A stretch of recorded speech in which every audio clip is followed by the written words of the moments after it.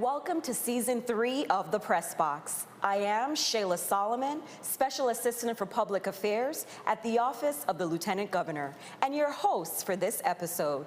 This evening, we focus on the USVI's recovery following two devastating disasters. Joining me for a robust conversation on the territory's progress and what's next is Adrienne Williams-Octolin, Director of the Office of Disaster Recovery, Dr. Dion Wells-Hendrington, Chief Operations Officer at the VI Department of Education, Derek Gabriel, Commissioner of the Department of Public Works, and Calvert White, Commissioner of the Department of Sports, Parks, and Recreation. As the Brian Roach administration took the reins of government in 2019, topping its agenda was rebuilding the territory's shattered infrastructure, not to what it was, but to what it must be for today and for future generations. Governor Albert Bryan Jr. has been clear-eyed about careful and comprehensive planning for an unprecedented rebuild. Not that it be done quickly or haphazardly, but that we get it right the first time. The seeds for rebuilding our territory have been planted, and today we are in a period of transformation with many major projects online and more to come this year and in 2023. Kicking off our conversation is Dr. Williams-Octolin, who is leading the recovery effort, and Dr. Wells-Hendrington, who is overseeing the reconstruction of the territory's public schools. Ladies, I want to welcome you to the Press Box, and I have to definitely take a moment to just acknowledge the historic vote of Judge Ketanji Jackson Brown, and I'm just so pleased that we have women in leadership. We just had Women's History Month, but that's okay. It continues throughout the entire year. So thank you and welcome to the Press Box. Thank you for having me. Now, we're going to get right into it because we have so many important topics that we want to highlight, that we want to focus on. So I'm going to start with you. Now, the Office of Disaster Recovery was created to manage and coordinate the anticipated $8 billion. Now, that's with a B, $8 billion disaster funding, federal funding to support the territory's recovery from the hurricanes Irma and Maria. So I think we all want to know where we are today, right now, in terms of the anticipated funding and what have we received, what's to come. Give us a little update on that. Sure, Sheila, my pleasure. So we've anticipated $8 billion, as you stated, and to date we have received, or we call it obligated, where we have access to the funds, about $5 billion of those $8 billion. Awesome. And we have spent about half of that, and a lot of other projects that are moving forward. And we expect, with the recent announcement of the replacement of the wastewater lines, that $8 billion could actually get up to $10 billion. So this is good news. It is absolutely, positively great news. I mean, we're able to replace the entire wastewater line system in St. Croix, and that's just St. Croix only. We have the opportunity to submit the same documentation that was done. St. Croix was the pilot, and that opportunity also presents itself for St. Thomas and St. John once FEMA reviews it and able to identify funding. So what we're looking at is potentially $10 to even $11 billion. But at this point, we're really projecting $10 billion of funding that's coming in for the recovery project. Fantastic, fantastic. Now, I know I heard there are up to 1,500 projects, but Yes. there are 200 active projects right now, and I know the focus that everyone wants to just hear a little update on would be on the hospitals, utilities, and schools. So I'm going to allow you the opportunity to just touch on specifically our hospital on St. Croix and St. Thomas to see where we are in regards to the reconstruction. And you're absolutely right. I had a conversation with my team, and we were talking about what is the most critical project, and it is our hospitals. It is our healthcare system. So JFL North is the #1 priority project for the recovery, bringing that facility online. We're expected to get that online in summer of this year. We're moving forward. Darryl Smalls, and he's leading the territorial hospital redevelopment team. and that's their primary focus to get the hospital online. We're working on a mechanical building that really houses all of the gases. That's the last building that needs to be constructed, and we're expecting that to continue to move forward. And they're simultaneously working on a transition plan to move from the old hospital into the new hospital. So that is a direct focus of our priorities, but that's not the only thing that's going on relative to hospitals. There's so many things simultaneously taking place. So the Territorial Hospital Redevelopment Team is also working on Charlotte Kimmelman Cancer Center, because this is the only facility that does not have a temporary solution. Okay. So right now, you know, the governor has been really focused on getting that facility back up and running. And we're very close to getting the funds obligated from FEMA. Good. And the next plan is to be able to put that project out to bid and get it started. So that project is absolutely going to start this year. Excellent. And Myrick Heating is following on the heels of Charlotte Kimmelman, where we're also working on finalizing the cost and the scope of the work, and that will be funded through FEMA. And again, that we expect that the work will start this year as well. So St. John has not been forgotten. And of course, the Schneider Regional Medical Center, there was some issues back and forth whether or not that facility will be actually replaced, because FEMA has agreed that they would replace all of the hospitals, with the exception of Schneider Regional at this point.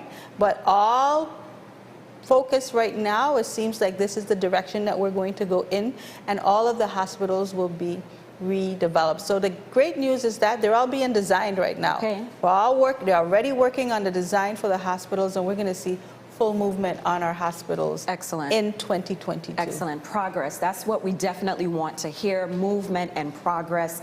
Now, I know that the pandemic has really impacted recovery efforts. Can you elaborate specifically on ways in which the moving forward of certain projects have been impacted in any way by the pandemic? Oh, it has absolutely tested our resilience.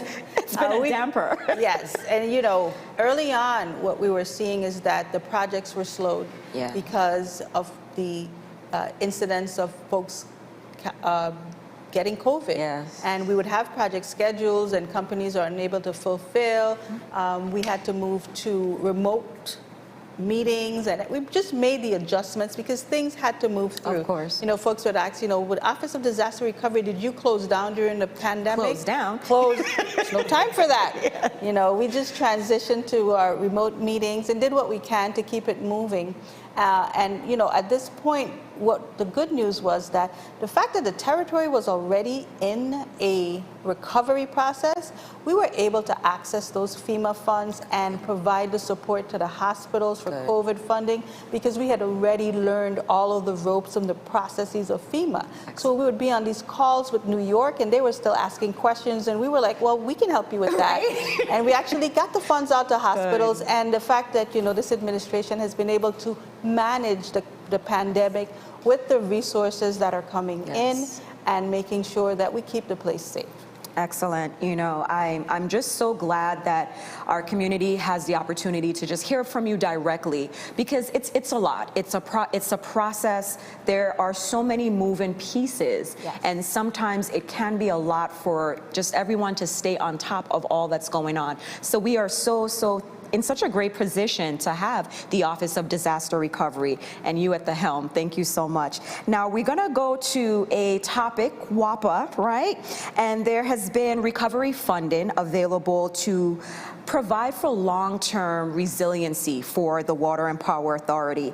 When will we see any new generators come online and even tapping into solar energy for the Water and Power Authority? So the Water and Power Authority has a complete mitigation plan. It's over $700 million that is working towards, as the governor says, keeping it on and making it cheap. Yes. And you know, we love that. We love it. Randolph Harley project is funded by CDBG DR.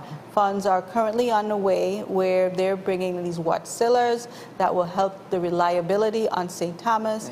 Right now it's slated for March of 2023. And within that installation, there's intermittent successes that will be received early on with the installation of batteries. Yes. So throughout the project, we'll be able to start to really feel the effects of actually getting that project online. And that is on their top 3 projects. So we talked about JFL North and this Randolph Harley new generation project that's happening on St. Thomas is also very, very critical. Work with a cadre of, I call them recovery leaders. This is one Yes, of them right definitely. here. And you're going to meet 2 of the others. Of course. That really we work together to help to propel the recovery forward, because all these projects are actually woven together. Exactly. If we're going to build a resilient system. Exactly. You know, everything is connected. Yes. And we talked about the hospitals, utilities, schools. We're going to hear directly from as well as Hendrington in a minute. But I think the most important thing for our community to know is that work is being done. Progress is being made. And I'm glad that you said, especially with your last comment, that we're going to see, you know, little bit by bit, some of the progress, because sometimes certain progress you don't really get to see what's happening until the very end. Right. But we want to see that something is going to be taking place. So I want to know what's next. What is next to come? Well, there's actually a lot of projects in housing projects. Okay. You know, we're expecting to kick off the Walter I. M. Hodge community, where they're going to, and if people in Frederickstead know Safarelli, completely, you wouldn't even recognize it when it's finished. The work that's going on over here on St. Thomas on the home with Estate Dunu and the Tutu Yes. projects, you know, those will be continuing to move. The Housing Authority has a complete restoration plan for all of their public housing units as well. We're also going to see a number of wastewater projects, for instance, convenience centers. Okay. You know, when we throw our trash, that now we're going to replicate a lot of the convenience centers that we have on St. Croix and the one that we have on St. Thomas, that will be our standard for how we manage Good. our trash, and that project is definitely moving. There's a number of other projects that we have going forward, and How I do know. you keep track? Well, I have an awesome team, Okay. and we work to make sure that all 1,500 projects, Yes. we move them from one Repeat phase. that number for them in case All they missed it. 1,500 projects that we move from phase to phase, from the scoping and developing to the architectural and engineering, to the procurement, to actually managing the construction phase, and actually closing out the projects, because our main focus is to, one, get the money. Yes. Because when we started, we had $500 million. And that's it. And all of that money was really obligated to WAPA. We did not have any money for any of the other facilities. Now, from 500 million, we were able to actually get $5 billion from that time till now. So we've been working on getting the money. And the other part of it is to spend the money. And lastly, to spend it correctly. So that's our focus, and we'll continue to move forward on that. Well, I am just so pleased that you had the time to join us today with all 1,500 projects that you have going on, 200 active. And we are going to be back to learn more about the USVI recovery efforts. Of course, we're going to have a chance to learn about our schools. So we'll be taking a quick commercial break and be right back shortly. Has the COVID pandemic caused you to fall behind on your rent? What about your electric or water bills? Well, VIHFA's Emergency Rental Assistance Program is here to help you catch up. For program details and qualifications, go to VIHFA and click on the ERAP link. From there, it's just 3 steps. 1. Make sure you are eligible. Have you lost income due to COVID-19, owe at least 1 month of rent or utilities, and meet the federal household income guidelines for your island? 2. Gather all the required ID and documentation for all members of your household, plus statements from your landlord or utility company. 3. Submit your application online at vihfa.gov or call one of the intake centers on your island to make an appointment to apply in person. For more details and locations of the intake centers, please visit vihfa.gov.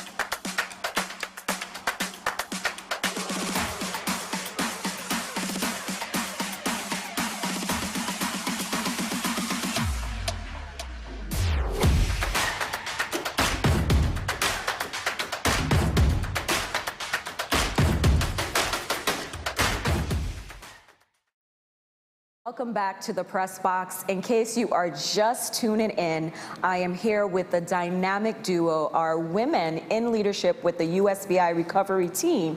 And we just had an opportunity to hear from Ms. Williams-Octolin about all of the amazing projects that are taking place within the territory. And we're going to now shift to our schools. We know that schools is a focus, is a priority, and I'm so pleased to have with us this evening the lady behind it all when it comes to our recovery efforts, reconstructions of schools. So Dr. Dion Wells-Hendrington, welcome. Thank you so much for being here. Thank you. Now, I'm going to get right into it because we are aware of the funding that we were able to receive from Congress to cover our disaster-related damages. And there's so much that's taken place to ensure that we can get our schools back to industry standards, national industry standards, yes. The rebuild, right? Mm-hmm. So I want you to just take us through some of the highlights regarding the progress that the Department of Education has made. There are 3 schools that I really want you to focus on, including the Arthur A. Richards, Charlotte Amalia High School, Julia Sprout, and then we're going to talk about the upcoming big projects that we highlighted off camera a little while ago. So the floor is yours. Take us through the progress. Thank you. So as you mentioned, Director Octolin can tell you that we were so excited to receive the obligation for Arthur Richards. Arthur Richards K-8, pre-K to 8 school will be our first rebuild in the territory. Like the community, I had some anxiety with the length of time that it took us to get to an obligation, but after we made it, I am very optimistic about the future obligations for the territory and actually being able to design a state-of-the-art facility in the Virgin Islands is really a win-win for the Department of Education. We've taken some time to get here, and we appreciate the public's patience. They need to trust the process and know that we are working behind the scenes, tough negotiations, back and forth with FEMA, not giving in, making sure that we get what we need to ensure that our children get what they need. And so Arthur Richards will be our first school. What we did is we jump-started the project. We did bridging documents, which gives us a schematic idea of what can fit on the property. The new Arthur Richards goes on the Evelyn Williams campus. Mm-hmm. Right now, we're going through the demolition process, beginning with the asbestos abatement and then the demolition. And so for me, I am ready to dig the ground.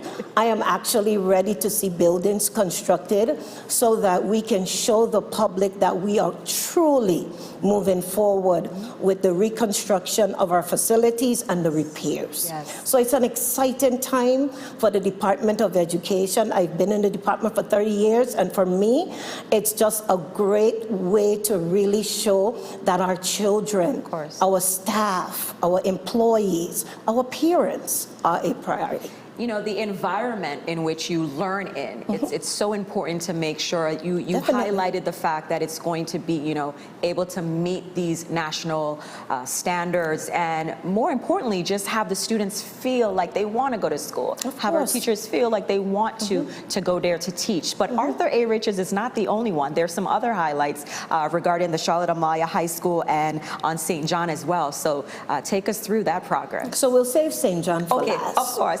Special place. Special place. All 3 islands are special to me. I consider myself a resident in each island when I'm there. But in St. Thomas, one of the things that we wanted to make sure that we did was have equity. Yes. We wanted to make sure that we replaced at least 1 school on each island. And so Charlotte Amalia will be our replacement in St. Thomas. It's a school that has served its time. Oh, yes. It's a school that needs to change the face of what we're looking at in St. Thomas. And so the renderings really pop because it's a different design to what we're used to with our traditional buildings. And so we're hoping to just change the face of education, give our students something different, a different flavor, but also make sure that our campuses align with the instruction that we want our students to receive. A lot of times we've shifted in our instruction, but our buildings have not shifted to meet that need. And so we're looking at indoor, outdoor spaces. We're looking at a practice gym so our students will be able to practice when actual games are going on. We're looking to put a field on that campus, retrofit the football field that currently holds our modulars, and really bring our sports and athletics back to where it needs to be. And so there's so many exciting things at our Charlotte Amalia High School campus that is really going to push education to another level. And so we're very, very excited about that. Excellent. I think these are all the things that we want to hear, parents, students, teachers, the community on a whole. And, you know, I think it's just key, exactly what we discussed with Mrs. Williams-Octolin about the progress. You know, it's a process. Yes. And you talked about, you know, how long it took to get where we are right now. So what assurances can we give our community, parents, students, teachers, to let them know that this will, in fact, become a reality? It's going to take some time for us to get there, but any specific words you'd like to share with our community regarding Well, it will be a reality. Director Octolin can tell you that I don't give up, and I am very committed to this process. I see the benefits of it. I've worked in every facet of the Department of Education, and I know the critical needs of our schools. So while the community may see the outward appearance of our existing facilities, things are still being done to make sure that they're safe and secure environments as we're going through this process. And so we want to assure the community that we are doing our due diligence, not to rush, but to take our time and go bit by bit by bit. And if it means challenging, then we challenge.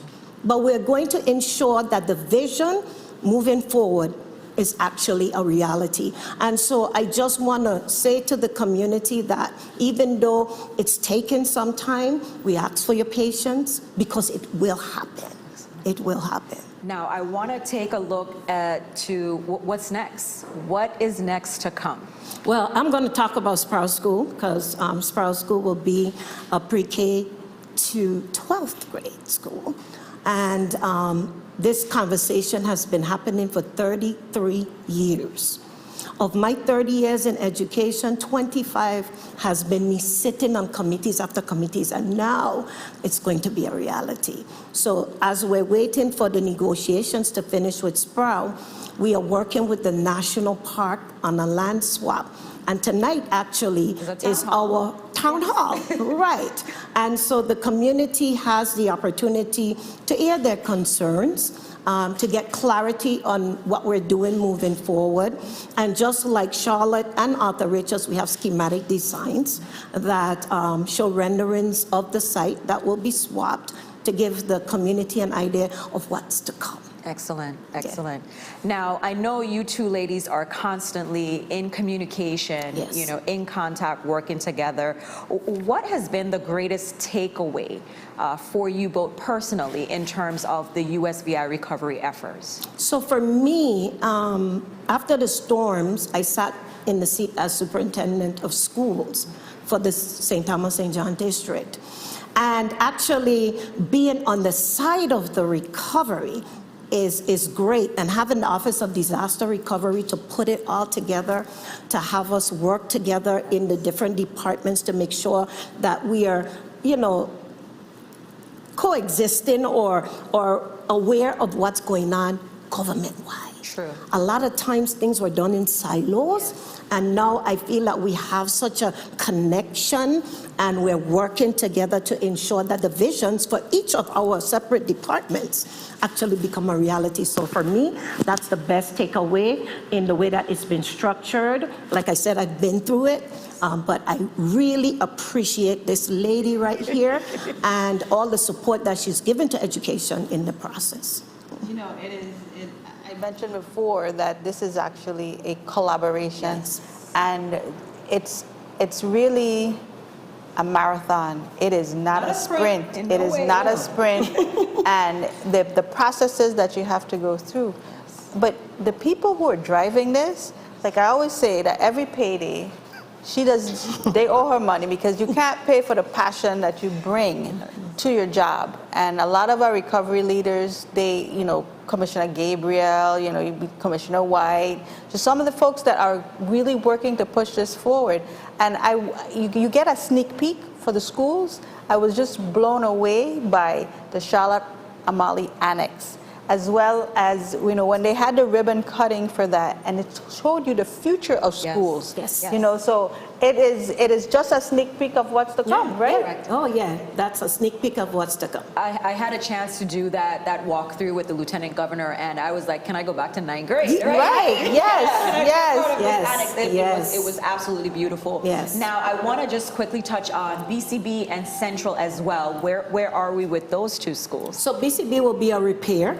And so we did the bridging documents for BCB as well. And so we're about to put that one out for design build contract. And Central High is on my list. FEMA has not approved for it to be a full replacement as yet, but in my eyes, it will be replaced. And so we're looking at ways to make that vision a reality as well. We've done the bridging documents for Central High School as well. And so we're going to continue to push the envelope to make sure that Central High is on the list to be replaced. I'm glad that you mentioned earlier equity, Yes. to make sure that each island, Each can school. see some type of progress being Correct. made in the area of education. Correct. I am going to allow you two ladies both an opportunity to just give any final closing thoughts before we transition into our second half, where we have the superstars. We have Public Works, we have Sports Parks and Recreation. So any final thoughts before we go to commercial? Well, I just want to assure the public that the department is definitely moving forward. I know that it has taken some time, and I just want to say thank you for your patience. And as we're negotiating with FEMA, we're going to make sure that our schools are safe and secure using the COVID funds, the ARPA funds. The governor has provided us with funds, and PFA and all the other funding sources that we have to help to retrofit our aged facilities into safe environments. Wonderful. Sure. And, Dr. Hedrington mentioned all of the other funds that the Office of Disaster Recovery is also keeping tabs on, Yes. on the COVID funds, and really looking at how these funds are woven into the overall recovery Good. to make our Virgin Islands much more resilient. Yes. You talked earlier about the flowers or the seeds that we've planted. Yes. And we're slowly start to see these trees mature. I've actually picked some fruit. We've opened facilities. Yes. We see construction work Yes. going on across the Virgin Islands for the governor's priority areas of housing, Right. schools, roads, hospitals, and power. So, we have lots more to go, but we're really building a legacy of resilience. Love it. A legacy of resilience. Ladies, thank you so much for being on tonight's you. Press Box. We thank you for tuning in. We're going to be back with a second half where we'll have the opportunity to hear from the Department of Public Works and Sports, Parks, and Recreation. It's a mouthful there, but stay tuned. We're going to take a quick commercial break and we'll be right back. You going, Timmy? Yeah, check out tomorrow. I better not see a grain of sand in my car, eh? Terrence, hurry up, let's go.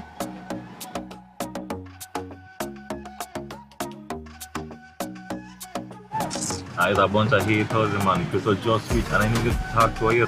Ain't like you see you later, right? Put on all your seatbelts, let's go. Hold up to me. Terrence, what were you doing? Buckle up. Man, I'm in the back seat. I'm getting right around the corner to the house. Nah, boss. People to be speeding down this stretch all the time. If you really want to live to see Crystal later, you got to buckle up. Ridiculous. Let's go, Timmy. I gotta go home and get fresh anyways. Me know what Crystal saying anyway, dog. Seatbelts save lives. Buckle up. It's your life. It's our law. This message is brought to you by the Virgin Islands Office of Highway Safety. Are you ready to develop valuable skills you can put to work?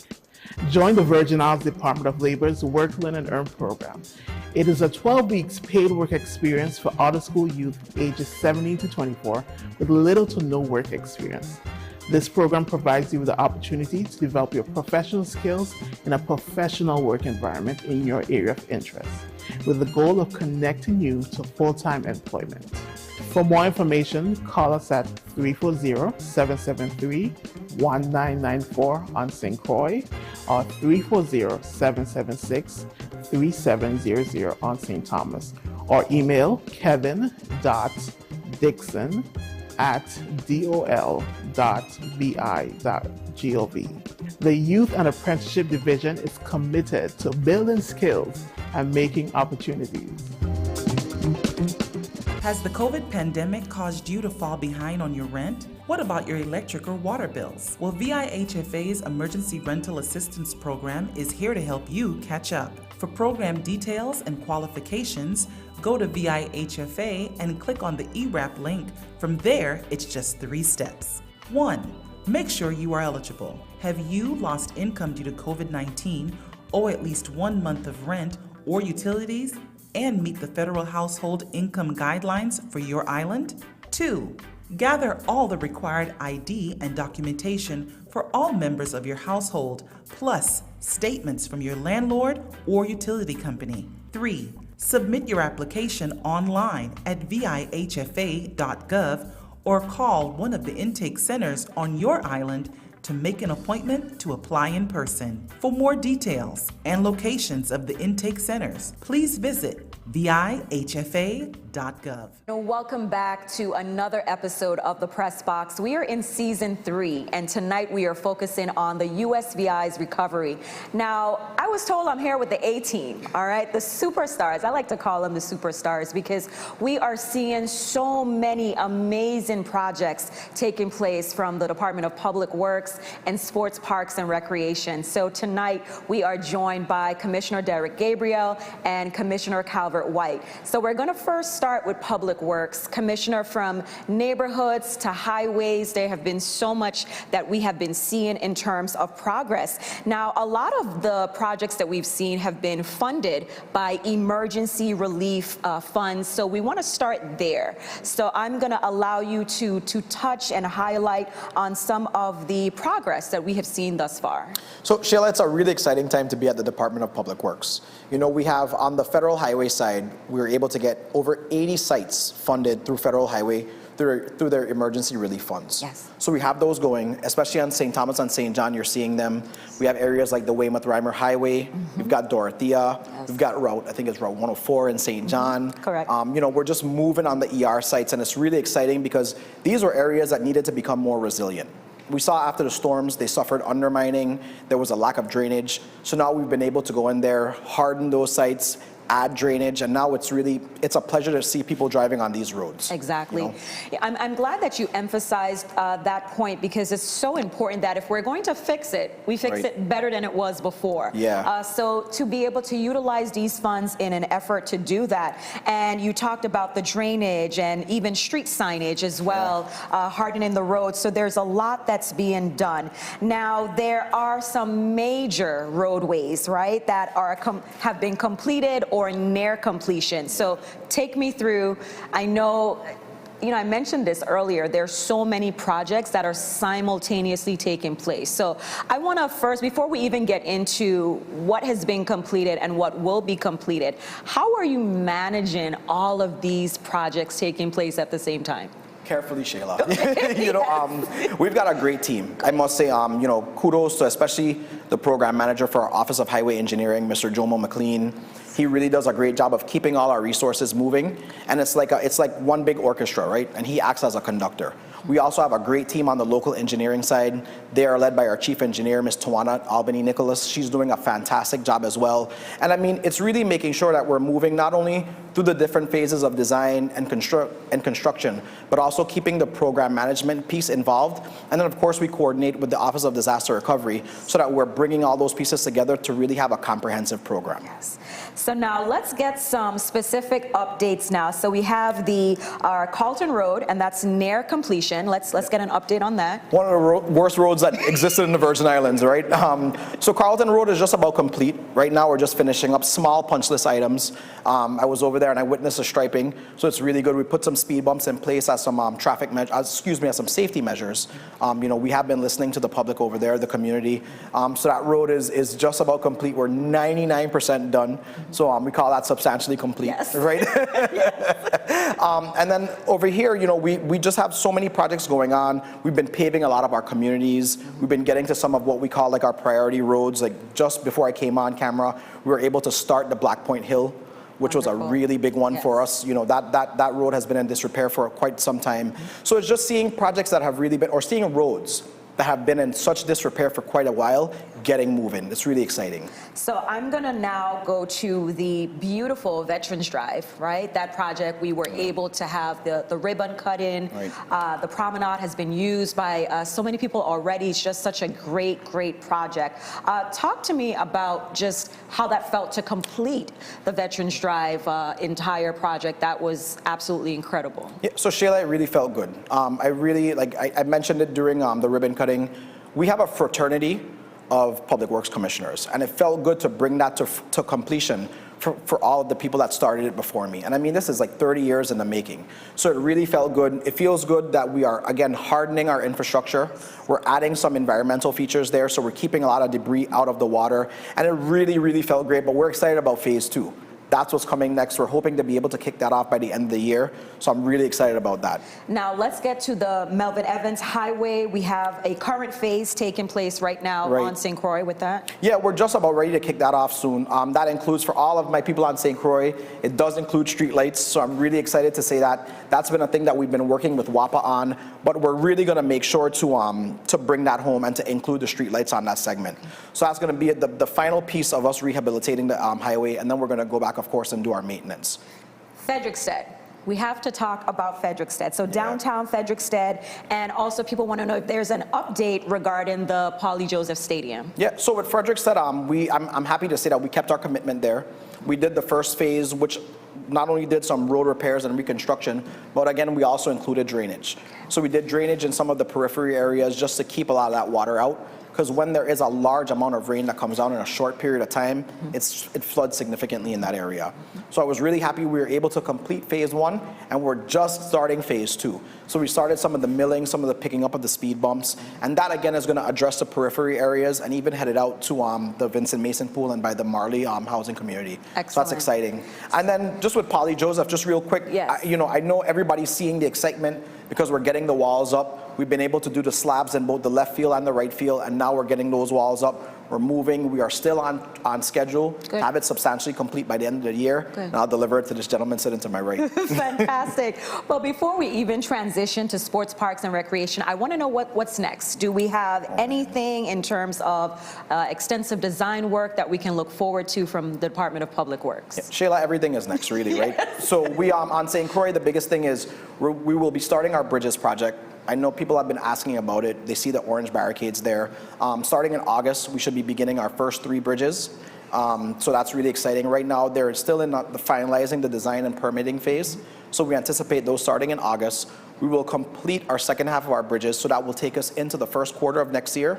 We also we're going to be finishing our emergency relief projects probably through the first quarter of next year. Of course, and the big ticket item, Veterans Drive Phase 2, that's really big for us, so we're hoping to begin that soon as well. Like I said, hopefully getting into the end of this year, we'll be starting construction. And I'm going to allow you to also share with our viewers, what would you say has been the greatest takeaway for you regarding the USVI recovery efforts? Man, I mean, so I even feel like we've pivoted from a recovery to a transformation.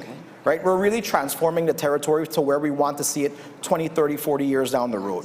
We're putting the planning in place. Really the Office of Disaster Recovery has done a great job of bringing that programmatic element to our recovery. So now you're seeing all of us clicking on all cylinders, and it's really moving well. And I just love working with everybody that's working on the recovery. It's really amazing. you know what? The dream team, right? So teamwork definitely makes the dream work. I am so glad that we had an opportunity to receive an update from you and the Department of Public Works. We're going to take a quick break and we'll be back with Commissioner White of the Department of Sports, Parks, and Recreation. You going, Timmy? Yeah, check out tomorrow.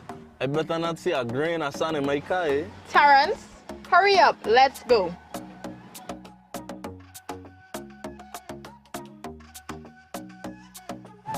There's a bunch of haters, man. Because I just reached and I need to talk to you.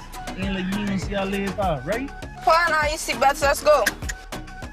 Hold up to me. Terrence, what are you doing? Buckle up. Man, I'm in the back seat. I'm getting right around the corner to the house. Nah, boss. People will be speeding down this stretch all the time. If you really want to live to see Crystal later, you got to buckle up. Ridiculous. Let's go, Timmy. I gotta go home and get fresh anyways.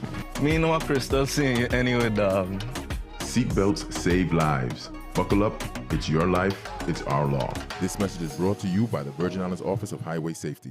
Has the COVID pandemic caused you to fall behind on your rent? What about your electric or water bills? Well, VIHFA's Emergency Rental Assistance Program is here to help you catch up. For program details and qualifications, go to VIHFA and click on the ERAP link. From there, it's just 3 steps. 1. Make sure you are eligible. Have you lost income due to COVID-19, owe at least 1 month of rent or utilities, and meet the federal household income guidelines for your island? 2. Gather all the required ID and documentation for all members of your household, plus statements from your landlord or utility company. 3. Submit your application online at vihfa.gov or call one of the intake centers on your island to make an appointment to apply in person. For more details and locations of the intake centers, please visit vihfa.gov. And welcome back to the Press Box. We just heard from Commissioner Derek Gabriel of the Department of Public Works, and we're going to transition now to talk about the Department of Sports, Parks, and Recreation. And, you know, Commissioner White has been just recognized as a superstar in his own right, because during COVID we have been stuck inside, and I think now more so than ever we realize how critical it has been in terms of our outdoor facilities, and so much progress has been made by the Department of Sports, Parks, and Recreation. So Commissioner, I'm going to just turn it right over to you, and let's talk about the resurfacing of the tennis courts and the basketball courts. The pictures that we have seen have been so phenomenal, the smiling faces on children who have the opportunity now to use these facilities. So give us an update on the So you should have thrown the assist. You should have started with the assist and then we go right into sports. Right. No, you're absolutely correct. I have been in this department for 14 years, and since my tenure, I think this is the first time that I have seen the outdoor facilities being resurfaced and repaved. And they're so critical because, you know, we don't have a lot of facilities here in the Virgin Islands. A lot of our facilities are outdoor. So it's really good to be able to give our community, you know, decent basketball courts, tennis courts that they could go out and enjoy and, you know, have recreational exercises. And we have seen the progress throughout the islands. I think for me, and I will throw you this question a little bit earlier, what has been the greatest takeaway for you? I mean, you have been in the department, you former athlete as well. Sports is indeed a passion and a love. What's the greatest takeaway to just renovate these facilities? I think you said it best when you opened. It showed how important this department is. I think we was kind of forgotten before COVID, and now you're hearing the department talk about in a great light. People want to get outside and exercise. People want to go and just keep their body moving. So it's a great time to be in the Department of Sports, Park, and Recreation now. We are getting a lot of highlight now because of what we are doing. But I made a joke earlier talking about the dream team, and I want to be honest that working with all the different departments in government, that's the real dream team, because I depend on all of these agencies to get the projects out. We really see the end result, which is, you know, the contractors doing the work and all that stuff, but we don't really see what it takes before we get to there. Meetings with ODR, calling the Commissioner of Public Works, property and procurement. So together, we are all putting this together to make it happen. Now let's talk about some facilities regarding the community of Frederiksted. So we have heard a lot going on in terms of the Frederiksted Pool and Kramer's Park and Meadry Cummins Park. So let's talk about what has been taking place with the Frederiksted community. So Meadry Cummins was one of the probably most involved projects I've been in a long time. It was a great experience. We got the entire community to come out. We had people from St. John come to help with that project. Awesome.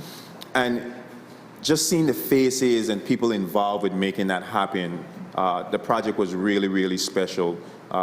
Public-private partnership. We was able to get hundreds of people out there to bring back the Meadry Cummins. And as you can see, it's a state-of-the-art playground facility. So we're really happy with how we turned out with that facility. Frederiksted Pool, that's a big highlight in St. Croix. We already have a contractor on site. They've already started. We did notice that we had some old piles there, so we're getting some second opinions. Okay. This guy is working closely with us to see if we can use the current piles to hold the base of the pool. And if we can, we're going to move forward with that project. When we open, you'll be the first to be invited to have our big pool party. Please, yes. But we are really focusing on the town of Frederiksted right now. There's a lot of great things happening in the town of Frederiksted. And when I go down the whole waterfront, I was like, well, most of these facilities belong to sports park and recreation. So we play a real important part there. We're just starting to get the scope come in for the Marley Boardwalk, that area there on the ocean front, and then going down on Strand Street, all the rails and the chain links. So we're doing a lot of stuff to enhance and beautify Frederiksted. We have a lot of work going on at the beachfront right now. There's construction being done on the pavilion and the restrooms. So we're real confident and excited that when we're finished, the town of Frederiksted is going to be happy with what Sports Park and Recreation have done. Excellent. I think that each community, you know, it's a sense of pride, a sense of home to make sure that the facilities in their immediate area are usable, up to date, that families can come out and utilize them. So we're going to transition to St. Thomas St. John now, and I'm going to just go down a list and just give us some updates if you can. The Alvin McBean Sports Park, we also have Emil Griffith Construction, Joe Abane Facility, and the St. John Community Center. So let's hear some updates. Alvin McBean is ready to go out for bid. We're hoping that we get some good contractors to bid on that project so that we can award a bid to start that. Emil Griffith Park, which is what we call the mecca of all the facilities, probably the most used facility in the Virgin Islands from Monday to Sunday. We've already selected a contractor, waiting to sign the contract on that. So that'll probably be happening in the next couple of weeks. Joseph Abane, which is across the street, already has work started on it. There's a contractor there right now. And then you have Lionel Roberts Stadium, which is another big facility for the department, also has a contractor there right now. So as you can see, a lot of our projects are going on at the same time, which is a good thing for us because we want to be able to fix them, build them better than they are, get them back out to the community. Building better, we know that we are prone to hurricanes. You know, we had our 2 Category 5 hurricanes with Irma and Maria, and I think the vision moving forward is that we ensure that everything from infrastructure to our facilities, our roads, our buildings are stronger, right? More improved and better. So you talked about a lot of things that are taking place right now, but anything looking ahead in terms of what's next futuristically? Yeah, we have some more projects that I think the community is going to be very proud of. Over on St. John, we have the community center that we're trying to roll out. It's going to be a shelter for any disasters. We're getting some hazard mitigation funds there. So that is going to be big for that island. Currently waiting for an MOU from the national park so that we can transition and take over management of the national park facility so that we could do some more recreational stuff out there. And it's just exciting. It's a lot of work, but I'm very confident with the team that we have within the administration that we're going to see the end of the tunnel. Excellent. I'm going to allow the 2 of you gentlemen any final closing thoughts before we wrap up tonight's episode. Sheila, for me, just the same things I always ask the public. For your patience, your trust, and your understanding. We are working hard, but more importantly, keep it coming, whether it's good or bad. It really is motivation. You know, we're trying to get out there to fix our territory back, and again, really add that resiliency piece so the next time that we're confronted by hurricanes, we're ready to go. Yes. I think I echo those same sentiments. This is a long process. It's very detailed, very tedious, but I do ask the community to have patience. I love when they call the department and whether it's criticizing or have something positive to say, that's how we get better. Yes. So I appreciate that. But continue to stick with us, and like I said, we're going to get it done. Fantastic. And we want you to continue to stay tuned to future episodes of the Press Box. You have so much information that you can receive and hear directly regarding the administration, the Brian Roach administration, as we move forward regarding the USVI's recovery efforts, projects, resiliency on a whole. And we want to thank you for tuning in tonight, and make sure that you visit each and every social media page for all of the departments that were here tonight, their websites. There's so much more information that was not even covered tonight that you'll have an opportunity if you continue to stay informed. And of course, we want to encourage you to get vaccinated, get your booster shot, make sure that you just continue to protect yourself and do your part against this virus. So thank you so much for tuning in to tonight's episode of the Press Box. I have been your host. It's been a phenomenal show, Shayla Solomon. We'll see you again soon. Thank you for joining us.